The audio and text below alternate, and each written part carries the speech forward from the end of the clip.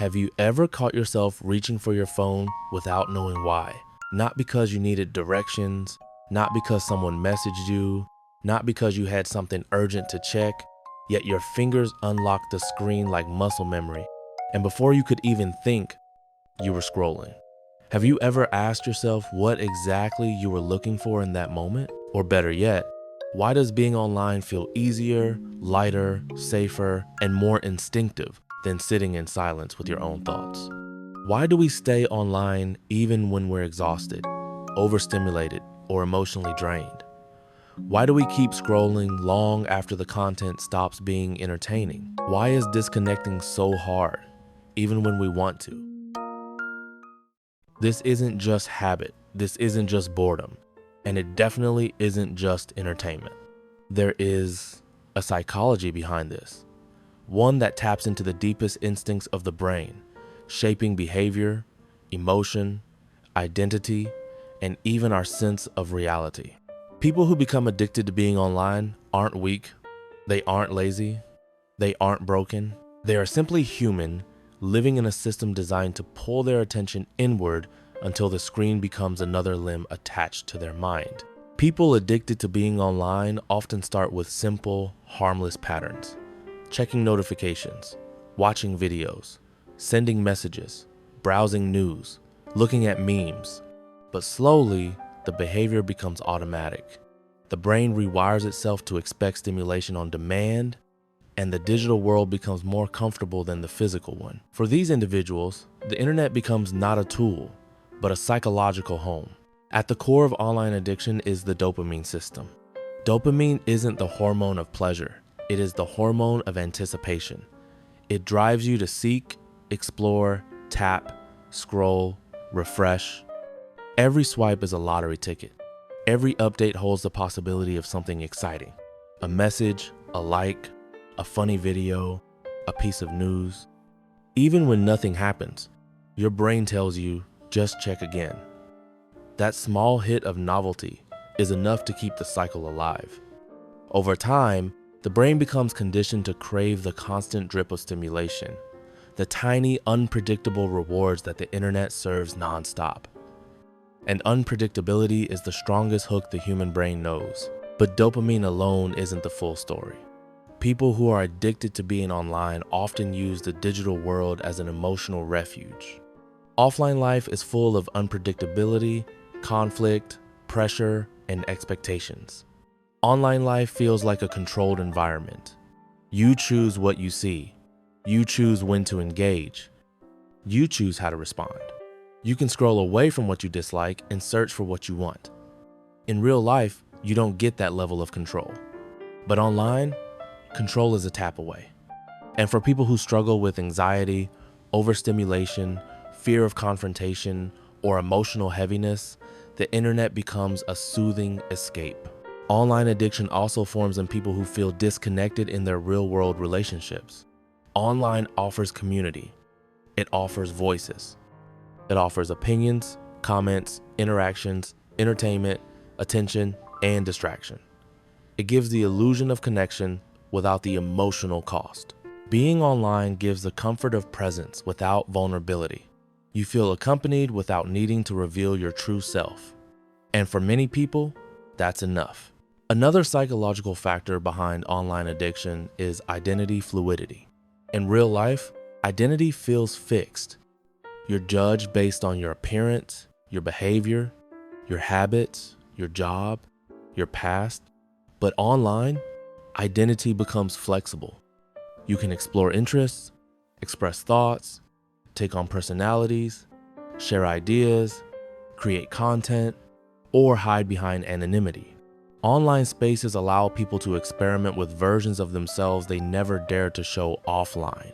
This digital identity exploration becomes addictive because it feels liberating. It feels like freedom from the constraints of the physical world. People addicted to being online also tend to have higher baseline levels of loneliness, even if they are surrounded by people. Loneliness doesn't mean being alone, it means feeling unseen. The online world solves this temporarily.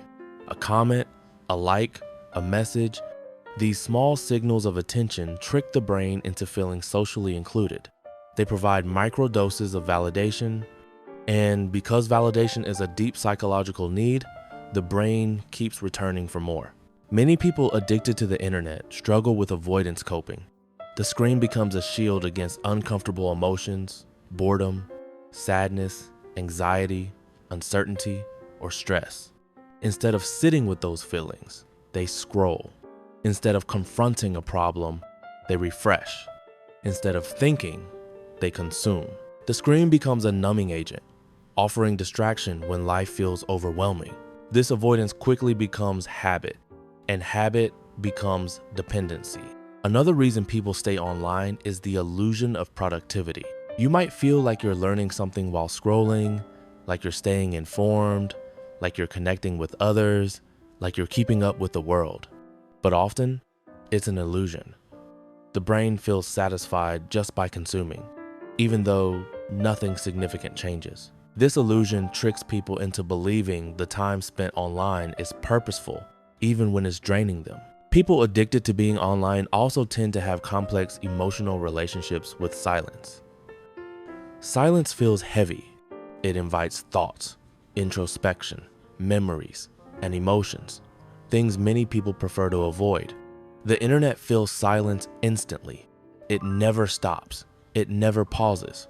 It never asks you to think, reflect, or feel. It drowns out the internal noise by overwhelming it with external stimulation. And once silence becomes uncomfortable, escaping into the screen becomes the path of least resistance. Online addiction also fuels itself through comparison. Humans naturally compare themselves to others. Online platforms amplify this tendency by exposing people to highlight reels, perfect vacations, perfect bodies, perfect lives, perfect careers, perfect relationships. People addicted to being online often fall into comparison loops. They scroll to feel inspired, but end up feeling inferior. They check others' lives not to admire them, but to see what they're missing. The comparison becomes addictive because it creates emotional spikes, envy, curiosity, admiration, frustration, all of which keep the brain emotionally hooked. Another psychological component is fear of missing out, FOMO. People stay online not because they enjoy it, but because they fear being left behind. They fear missing news, trends, jokes, opportunities, events, or conversations. The brain interprets missing information as a threat, even when it's irrelevant. Online addiction grows in people who feel pressured to stay connected, informed, and updated. The fear of missing something pushes them to check their phone constantly, even when nothing important is happening. People addicted to being online are also highly vulnerable to digital overstimulation. The brain is not built to process endless novelty, yet online, novelty never ends. Videos, memes, content, updates, notifications, constant, rapid, non-stop stimulation. Over time, the brain adapts by lowering its tolerance for slower activities. Reading becomes harder. Focusing becomes harder. Sitting still becomes harder. Conversations feel too slow. The physical world feels boring in comparison. The brain becomes dependent on high-speed digital input, and because real life can't compete, people return to the screen. Online addiction also affects the emotional regulation system. People use the internet to escape discomfort. When life becomes stressful, they scroll. When they feel anxious, they scroll. When they feel lonely, they scroll. When they feel uncertain, they scroll. The brain learns that discomfort should be avoided, not faced, and the screen becomes the coping mechanism. But avoidance only makes discomfort stronger over time. People addicted to being online also have weakened boundaries. They answer messages instantly. They check notifications in the middle of conversations. They scroll before bed, after waking up, during work, during breaks, during meals. The screen becomes intertwined with every part of the day. There is no separation between life and digital life. The brain gradually loses its ability to disconnect. Another deep psychological layer behind online addiction is that the internet provides pseudo-purpose. It gives the illusion that being online matters, that keeping up with trends matters. That staying constantly updated matters. People feel like they are participating in the world simply by watching it.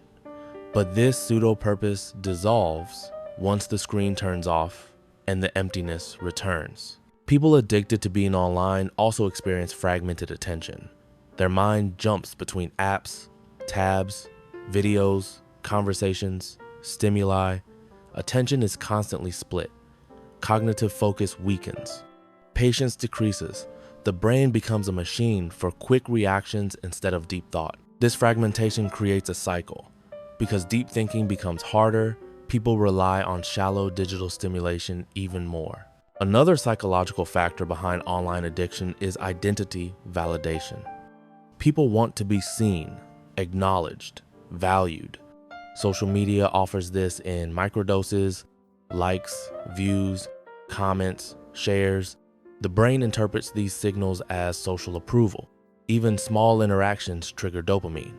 People begin to associate their worth with their online engagement, and the cycle strengthens. People addicted to being online also commonly experience emotional exhaustion. The internet exposes people to overwhelming amounts of emotional content, arguments, tragedies, global events, opinions, conflicts. The brain becomes emotionally overstimulated. The constant emotional load drains energy, but also keeps people scrolling because each new piece of content temporarily distracts from the emotional weight of the last one. Another powerful psychological driver is the fear of emptiness. Many people use the internet to fill emotional gaps, boredom, loneliness, lack of direction, identity, confusion, lack of passion. Being online gives a sense of fullness, even if temporary. But once the fullness fades, the emptiness intensifies. The person scrolls again, and the loop continues. People addicted to being online also often have a complicated relationship with boredom. The modern digital world has eliminated boredom, but boredom is essential for creativity, emotional processing, and mental rest. When someone cannot tolerate boredom, they become dependent on digital stimulation. Boredom becomes the trigger for scrolling. Another psychological element is habit stacking. People integrate the internet into daily routines. Wake up, check phone. Eat, scroll, work, switch tabs, rest, watch videos, sleep, phone in hand. The habit becomes automatic. The brain no longer questions it. It becomes second nature. People addicted to being online also often struggle with delayed gratification. The internet trains the brain to expect instant reward. Real life requires patience, effort, time, persistence. But if the brain becomes conditioned to instant stimulation, real life tasks feel slow and painful. The digital world becomes the preferred escape. Another reason people stay online is emotional numbness. For some individuals, life offline feels heavy, stressful, or empty. The internet becomes a numbing blanket, keeping the mind distracted from deeper emotional truths. They scroll not because they're entertained, but because they're trying not to feel. The internet becomes anesthesia. People addicted to being online can also fall into identity detachment. They begin to feel more like themselves online than offline. Their humor, personality, expression, preferences, everything flows more freely behind a screen. Offline, they feel muted. Online, they feel alive. And so they return to the environment where they feel most themselves. Another psychological factor is social reward conditioning. Every online interaction teaches the brain that digital engagement equals social acceptance. Even the smallest acknowledgement reinforces the behavior. The brain treats digital attention like survival currency, and so the person keeps checking, keeps posting, keeps returning. People addicted to being online also use the digital world as a form of escape from responsibility. Real-life tasks require effort. The internet offers effort-free distraction. When responsibilities pile up, scrolling becomes a coping mechanism. Another layer is temporal distortion. The digital world manipulates the perception of time. Hours disappear without awareness. The brain enters a semi-dissociative state, awake, alert, but mentally drifting. This time, distortion makes online addiction more powerful because the person loses awareness of how deeply they are immersed. People addicted to being online also experience emotional fragmentation. They feel overstimulated yet numb, connected yet isolated, informed yet confused, entertained yet exhausted. The internet creates emotional contradictions that the brain tries to resolve by consuming more content. Another profound factor is identity dissociation. The more someone lives online, the more distant their real self becomes. The digital self takes over, faster, louder, more reactive, more emotional. The offline self feels dull, slow, incomplete. People addicted to being online also often fear real-world vulnerability. Online interactions feel safer, less risk, less emotional exposure. Offline interactions require effort, expression, authenticity. Online life feels buffered, painless, predictable. The digital world also offers endless novelty, the ultimate enemy of stillness. Novelty hijacks the brain. And because novelty is infinite online, the brain becomes trapped in the pursuit of one more video, one more scroll, one more check. People addicted to being online aren't chasing content, they're chasing stimulation. Stimulation is the drug. Content is just the delivery system. Eventually, the internet begins to feel like a second world, one more vivid than the real one, and the person becomes a citizen of it. People addicted to being online are not broken. They are responding to a world designed to hijack human psychology. Their addiction reflects a deeper truth. The internet has become a mirror for everything the brain desires: novelty, validation, distraction, connection, control, escape. And once the digital world becomes easier than the real world, stepping away feels almost impossible. But the deepest truth is this: people who are addicted to being online aren't really addicted to the internet. They are addicted to what the internet gives them: safety, stimulation, distraction, identity, escape, comfort, numbness, connection, or the illusion of it. And until they find those things offline, the digital world will always feel like home.